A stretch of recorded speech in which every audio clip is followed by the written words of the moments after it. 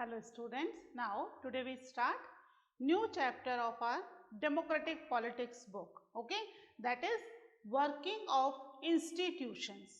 ठीक है, there are various types of institution. ठीक है, हम यहाँ बात कर रहे हैं about the government.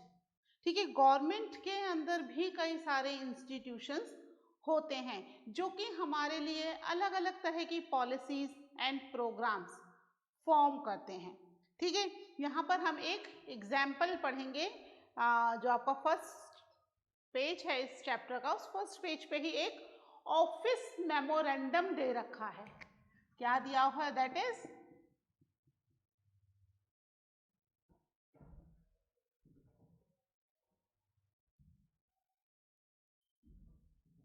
ठीक है, ऑफिस मेमोरेंडम क्या होता है? ये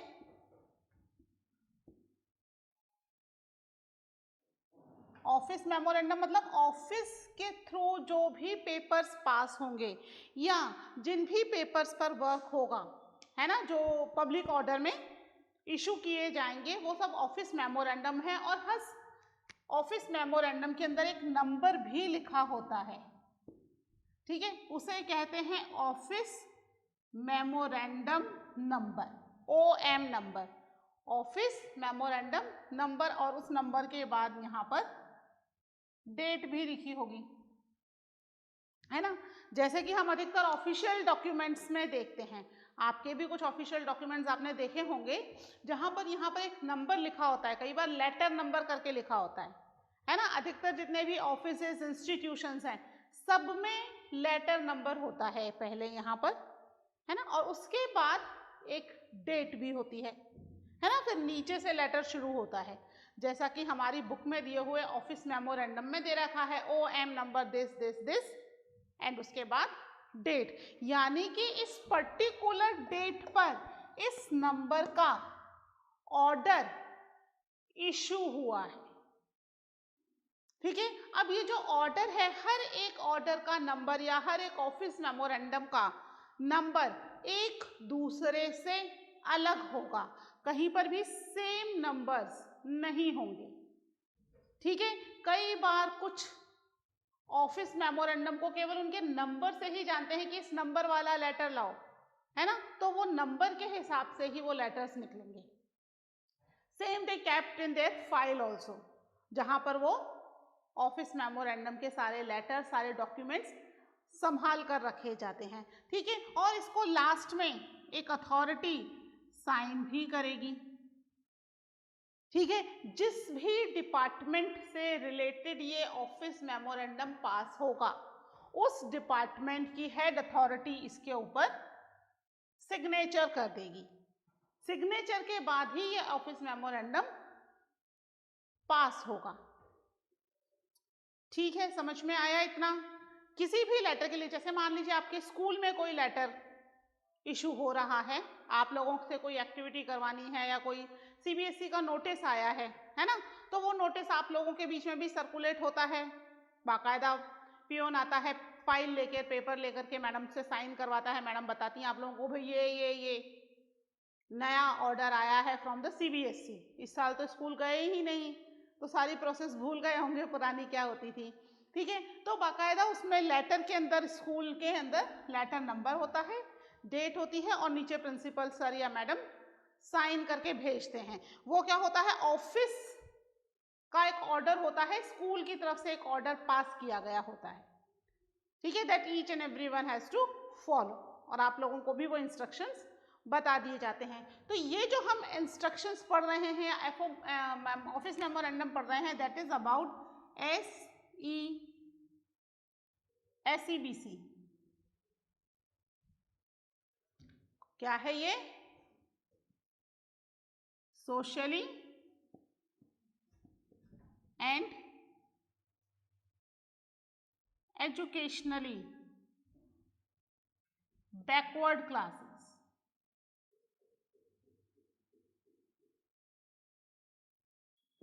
ठीक है, SEBC, सोशली एंड एजुकेशनली।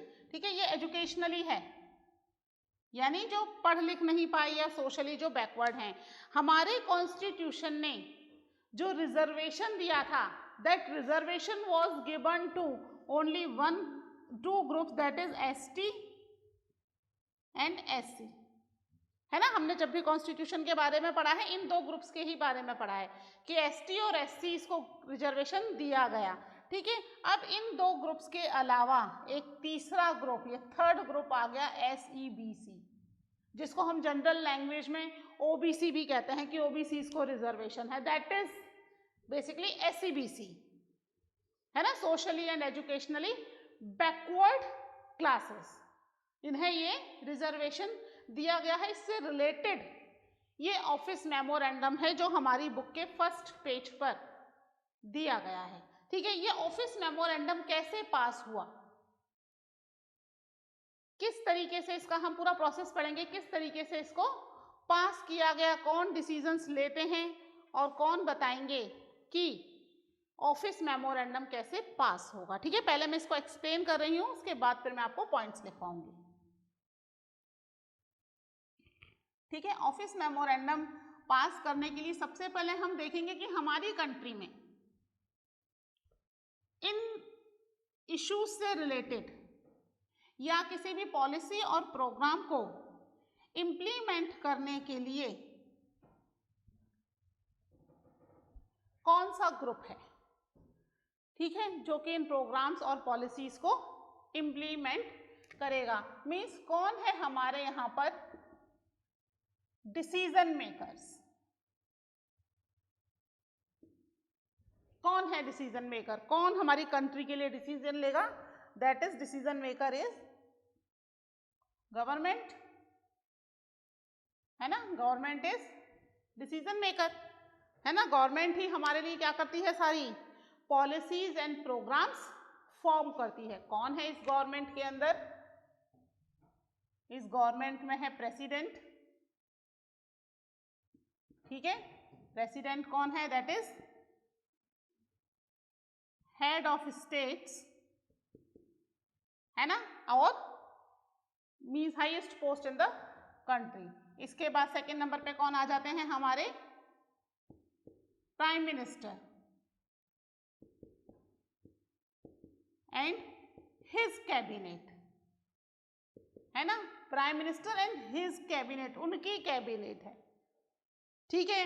जो एक्चुअल हेड होते हैं कंट्री के, दैट इज प्राइम मिनिस्टर। ये केवल नॉमिनल हेड है, नाम मात्र के, but he play also an important role to pass any kind of bill, okay. और उसके अलावा जो थर्ड है हमारी, दैट इज पार्लियामेंट। कौन है पार्लियामेंट के अंदर, पार्लियामेंट में है लोकसभा और पार्लियामेंट में है राज्यसभा, ठीक है। लोकसभा जो है, लोकसभा के जो हेड होते हैं, that is also prime minister, है ना। हेड मान लीजिए या ये मान लीजिए कि लीडर, ठीक है, he is the leader of Lok Sabha, क्योंकि लोकसभा कौन सी है, this is made up by the majority party, है ना। और बाकी के जो हार गई पार्टी वो लोग किस में बैठ जाते हैं, लोकसभा में ही बैठते हैं, but that is an opposition, है ना। यानी लोकसभा में भी दो हो गए, एक रूलिंग पार्टी हो गई, एक ऑपोजिशन पार्टी हो गई, ठीक है। तो इस तरीके से ये जो ग्रुप है ये हमारे लिए गवर्नमेंट का काम कर रहा है, यानी कुल मिला के ये सब बॉडीज किसी भी कंट्री के लिए, हमारी कंट्री के लिए बेसिकली, दूसरी कंट्री में मे भी कोई अलग प्रोसीजर हो, पर हमारी कंट्री में किसी भी डिसीजन को लेने के लिए ये तीन बेसिक इंस्टीट्यूशंस हैं जहां पर ये डिसीजन लिए जाएंगे, ठीक है। सबसे पहले कोई भी पॉलिसीज या प्रोग्राम्स हैं तो वो पहले लोकसभा में पास होंगे, प्राइम मिनिस्टर और उनकी कैबिनेट इसको लोगों के सामने प्रेजेंट करेगी, and then it is pass by the Lok Sabha, then Rajya Sabha, and then it goes to the president for the signature, then finally this bill become pass. और इस बिल के ऊपर फिर फाइनल जो मैटर ड्राफ्ट होगा ऑफिशियल लैंग्वेज में, जो लेटर ड्राफ्ट होगा, that related department will draft the letter, है ना। हमारे यहाँ बहुत सारे वेरियस डिपार्टमेंट्स हैं अलग अलग काम के लिए, तो यहाँ पर वो डिपार्टमेंट उस टॉपिक से रिलेटेड, जिस टॉपिक पर बिल पास हुआ है से रिलेटेड बिल को, ऑर्डर को ड्राफ्ट करेंगे बिल पास होने के बाद, है ना। पहले तो बिल पास होगा by all these 3 institutions and then क्या होगा, उससे रिलेटेड डिपार्टमेंट उस बिल से रिलेटेड लेटर को फॉर्म करेगा और उसको पब्लिकली बताएगा। ठीक है, this is the process for any decision. तो हम यहाँ पर पढ़ रहे हैं अबाउट किसके बारे में, SEBC कि इनका ऑर्डर कैसे पास हुआ। ठीक है, इसके ऑर्डर पर जाने से पहले हम इन पॉइंट्स के बारे में कुछ चीजें नोट डाउन कर लेते हैं। ठीक है, फटाफट ओपन कर लीजिए अपनी नोटबुक्स,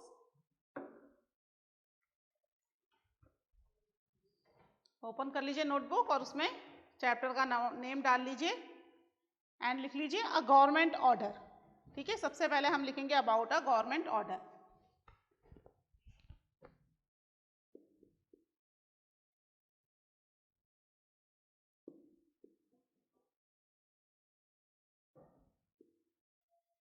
ठीक है, हेडिंग डाल लीजिए, लिखिए on August 13, 1990 the government of India issued an order.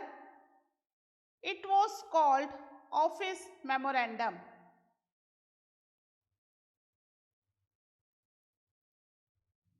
It had a number which is known as OM number 36012/31/90 EST SCT। ठीक है, ये इनके कुछ कोड्स होते हैं एंड डेटेड 13/8/1990। ठीक है, नेक्स्ट पॉइंट में लिख लीजिए the joint secretary an officer in the department of personal and training in the ministry of personal and public grievances and pension signed the order. ठीक है, ये जो है डिपार्टमेंट है basically for the public grievances का, इनके जो head है ऑफिसर, उन्होंने इस ऑर्डर को क्या कर दिया, साइन कर दिया। ठीक है, ये पहले पास होकर के आ गए, now they drafted a office memorandum, एक ऑफिस मेमोरेंडम पास कर रहे हैं, लिख रहे हैं, बिल पास होकर के आ गया उसके बाद। ठीक है, ऑफिशियल लैंग्वेज में उसको ड्राफ्ट किया जा रहा है टू शो द पीपल। ठीक है, ठीक है, इसमें क्या था, it said that, next point लिखिए, it said that 20% of the vacancies in civil post and services under the government of India are reserved for socially and educationally backward class, bracket में लिख लीजिएगा SEBC। ठीक है, next point लिखिए SEBC is another name of all those who belongs to caste that are considered backward by the government। ठीक है, तो SEBC को 27% रिजर्वेशन दिया गया। ठीक है, they got reservation 27% in all the civil post and the government jobs, जितनी भी गवर्नमेंट जॉब्स आएंगी सब में इनको 27% रिजर्वेशन दे दिया गया। इसका मतलब ये जो था decision, it was very controversial decision. क्यों था कंट्रोवर्शियल डिसीजन, क्योंकि इसकी वजह से बहुत सारे लोगों की जॉब्स अफेक्ट होने वाली थी, है ना। अब those who qualify the exam, अब इसमें पहले ही रिजर्वेशन दे रखा था ST को, SCs को, और अब हो गया SEBC को, तो कुछ परसेंट 50% के आसपास तो सीट्स कहाँ चली गई इन द रिजर्वेशन। SC और STs को भी तो रिजर्वेशन दिया गया है अकॉर्डिंगली, है ना। तो यहाँ पर 27% OBCs के लिए चली गई, कुछ STs के लिए, कुछ SCs के लिए। तो जो लोग, जो दूसरी कम्युनिटीज हैं जो इन तीनों लिस्ट में इंक्लूडेड नहीं है, उन कम्युनिटीज को तो जॉब्स में नुकसान होगा ना, क्योंकि पहले इनके लिए सीट्स रिजर्व होंगी, उसके बाद बची हुई सीट्स अब दूसरी कम्युनिटीज को मिलेंगी। तो ये जो डिसीजन आया it was very controversial, so many people protest against this order कि भाई ये कैसे हो गया, क्योंकि इसमें तो बहुत सारे eligible people they were also not able to get the job because of this reservation. ठीक है, तो हु टुक दिस डिसीजन, लिखिए ऊपर डिसीजन मेकर्स, हेडिंग डाल लीजिए डिसीजन मेकर्स।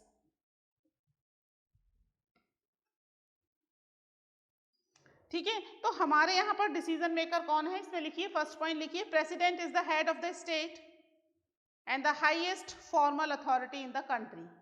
या आप चाहो तो वो जो मैंने पहले ये जो ड्राफ्ट बनाया है इसकी तरह इसके उसमें भी लिख सकते हो। ठीक है, नंबर 1 डाल के प्रेसिडेंट पर, president is the head of the state, है ना, and highest formal authority.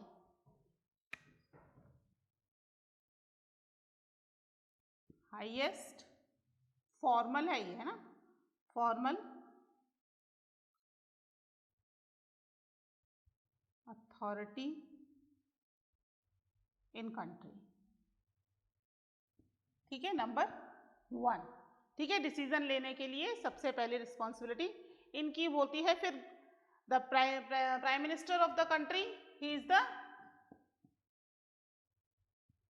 Head of country, है ना, जितने भी डिसीजन लिए जाएंगे प्राइम मिनिस्टर के थ्रू लिए जाएंगे, तो लिखो prime minister is the head of the country and actually exercise all government power and exercise all government powers। ठीक है, second, now this is third लिखिए, prime minister parliament consist of 2 houses,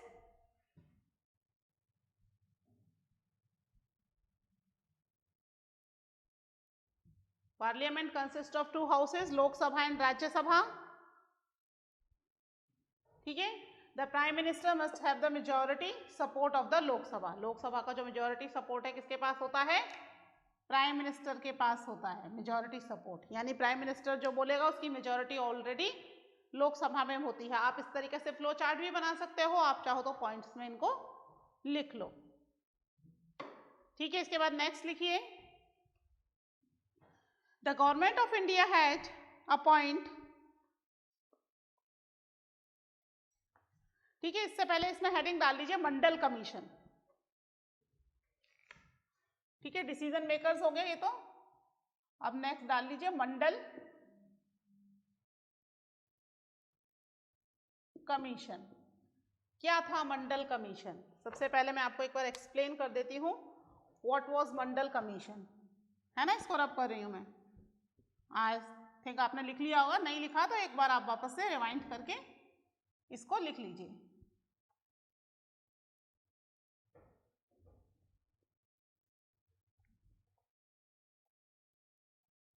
जो 27% reservation दिया गया वो कैसे दिया गया, उसके लिए गवर्नमेंट ने एक मंडल कमीशन बनाया इन 1979, जिसको बीपी मंडल,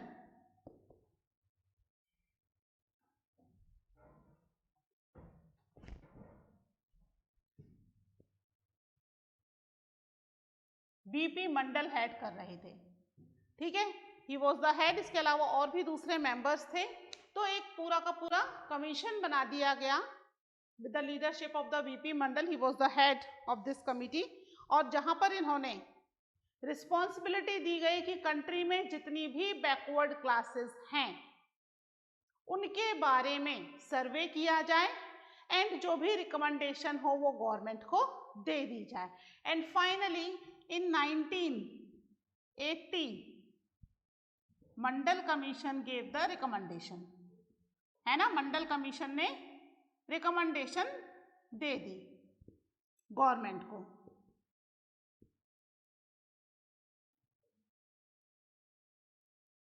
ठीक है, कई सारी रिकमेंडेशन थी, उनमें से एक रिकमेंडेशन थी कि भाई इनको 27% रिजर्वेशन भी दिया जाए जॉब्स में, रिजर्वेशन इन गवर्नमेंट जॉब्स।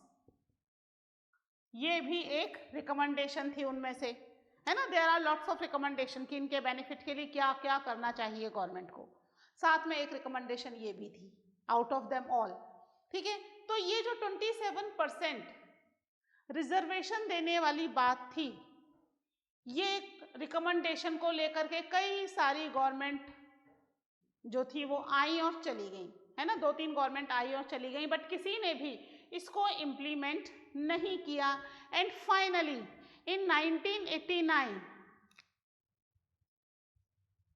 है ना, इसके बनने के लगभग 10 ईयर्स के बाद 1989 में लोकसभा इलेक्शन आए। समझते हो ना, लोकसभा इलेक्शन सेंट्रल लेवल पर, है ना। इन लोकसभा इलेक्शन जो जनता दल था,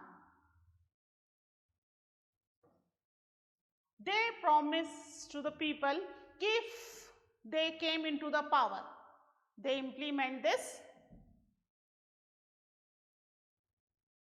recommendation of बीपी मंडल।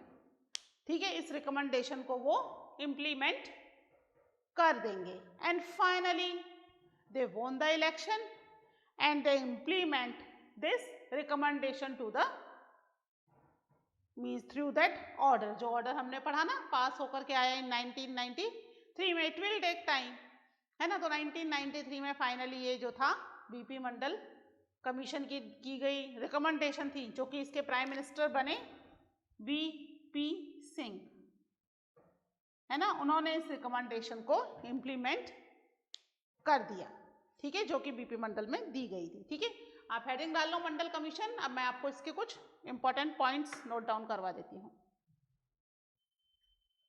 लिखिए,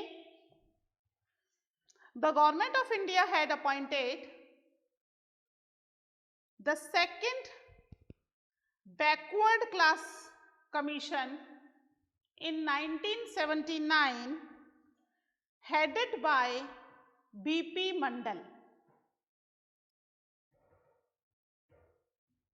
ठीक है, that's why it is known as Mandal commission.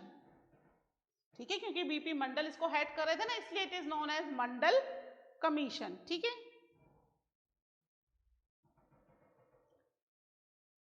Now the commission gave its report in 1980 and made many recommendations. One of them was that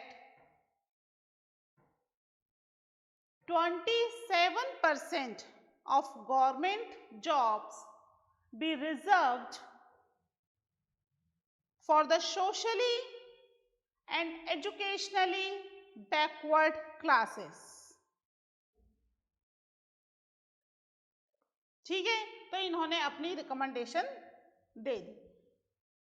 SCBC के लिए बनाई गई थी और एससीबीसी को 27% रिजर्वेशन की रिकमेंडेशन जो है मंडल कमीशन ने दी। और भी रिकमेंडेशन दिया, पार्लियामेंट में इसके ऊपर हर बार डिस्कशन और डिबेट हुआ, बट हुआ कुछ नहीं, इम्प्लीमेंटेशन नहीं हुआ। ठीक है, उसके बाद आगे लिखिए, in 1989 लोकसभा इलेक्शन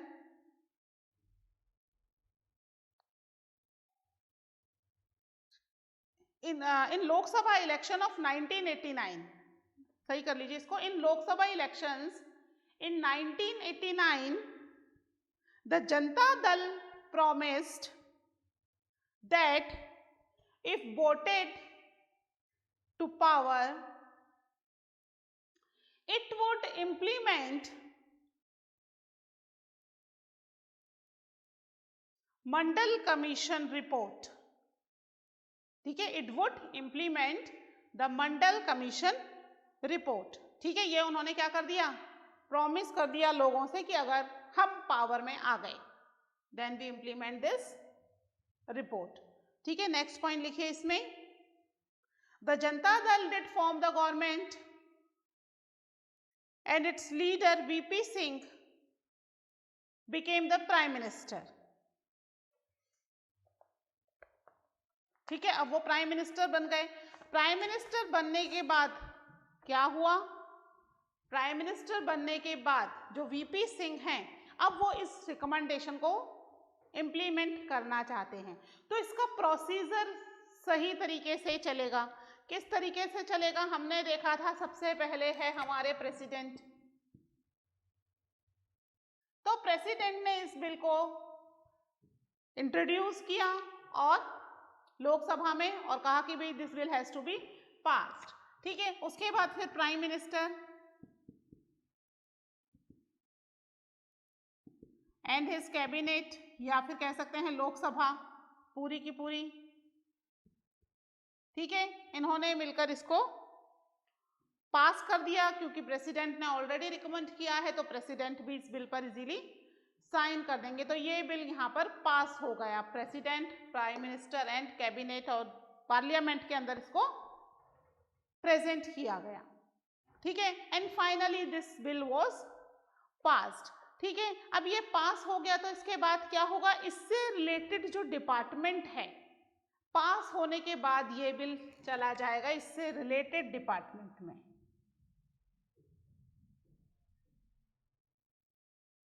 ठीक है, सारा काम मिनिस्टर्स थोड़ी करेंगे. मिनिस्टर्स का काम है बिल को पास करना, ड्राफ्ट करना नहीं है, है ना. अपने डिसीजंस देना, अपने इशू प्रॉब्लम्स को सॉर्ट आउट करना, लोगों की प्रॉब्लम्स को सॉर्ट आउट करना. ठीक है, बिल को ड्राफ्ट करने का या ऑर्डर्स को ड्राफ्ट करने का काम किसका है? उससे रिलेटेड अलग अलग कई सारे डिपार्टमेंट हैं. जैसे इसके रिलेटेड डिपार्टमेंट में पर्सनल एंड पब्लिक डिपार्टमेंट, जहां पर ये बिल जाएगा और वहां पर related officers will draft the letter, और जो हेड ऑफ द डिपार्टमेंट होगा उस समय that person will sign the order. उनके साइन करने के बाद ये बिल बाकायदा लोगों के ऊपर इम्प्लीमेंट कर दिया जाएगा. ठीक है, दिस इज द प्रोसीजर. एक बार लिख लेते हैं प्रोसीजर को भी. लिखिए, the president of India in his address to the parliament announce the intention of the government to implement the recommendation of the Mandal commission. ठीक है, उन्होंने इसको एड्रेस कर दिया और इंट्रोड्यूस कर दिया कि भाई ये जो है गवर्नमेंट क्या चाहती है, they wanted to implement the recommendations of the Mandal commission. ठीक है, नेक्स्ट देखिए. On the 6 August 1990 the union cabinet took a formal decision to implement the recommendations. ठीक है, फिर नेक्स्ट देखिए. The next day prime minister VP Singh informed the parliament about the decision through statement in both the houses of parliament. ठीक है, VP Singh ने अपना inform कर दिया कि भाई हम इस बिल को पास करना चाहते हैं, द डिसीजन. ठीक है, फिर नेक्स्ट लिखिए. The decision of cabinet was sent to the department of personal and training and the senior officer of department draft an order on behalf of the union government. This is how OM number 36012/31/19 was born on 13th August 1990. ठीक है, इस तरीके से ये जो bill है वो finally पास हो गया. ठीक है, तो ये एक बिल के पास होने का पूरा प्रोसीजर्स है. That bill was not accepted by everyone.